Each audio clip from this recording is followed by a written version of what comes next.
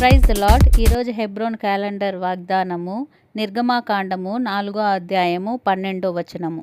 కాబట్టి వెళ్ళుము, నేను నీ నోటికి తోడయ్యుండి నీవు ఏమి పలకవలసినది నీకు బోధించెదనని అతనితో చెప్పెను. దేవుడు మోషేను ఐగుప్తు నుండి తన ప్రజలను విడిపించుటకు సిద్ధపరుస్తూ వచ్చినప్పుడు తనని వెళ్ళి ఐగుప్తులోనున్న ఫరో రాజు దగ్గరకు పంపిస్తూ, నువ్వు వెళ్ళుము, నేను నీకు తోడయ్యున్నాను అని చెప్పాడు.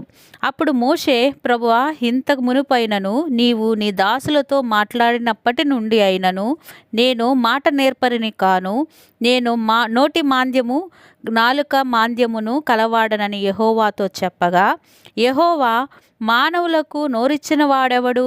మూగవానికే కాని, చెవిటివానికే కాని, దృష్టిగలవానికే కాని, గ్రుడ్డివానికే కాని పుట్టించిన వాడెవడు?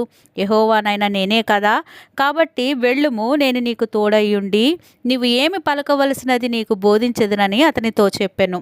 ఇవే మాటలు మనం అపోస్తల కార్యాలు 18వ అధ్యాయము 9వ వచనంలో కూడా చూసుకోవచ్చు. రాత్రి వేళ దర్శనమందు ప్రభువు, నీవు భయపడక మాట్లాడము, మౌనముగా ఉండకము, నేను నీకు తోడై ఉన్నాను, నీకు హాని చేయుటకు నీ మీదకి ఎవడును రాడు, ఈ పట్టణములో నాకు బహుజనమున్నదని పౌలుతో చెప్పెను. కాబట్టి ఇశ్రాయేలీలను ఐగుప్తులో నుంచి బహుజనముగా తీసుకొని వచ్చిన దేవుడు ఇక్కడ పౌలును కూడా అనేక జనమును రక్షించుటకు బలపరుస్తూ వస్తున్నాడు. కాబట్టి భయపడక మాట్లాడము, మౌనముగా ఉండకము. తానే నిన్ను తన పక్షమున నిలువ పెట్టుకొని ప్రభు మాట్లాడేవాడిగా ఉన్నాడు. నేను బాలుడిని కదా, నేను ఒంటరిని కదా, నేను నోటి మాంద్యం కలవాడిని కదా అని సాకులు చెప్పొద్దు.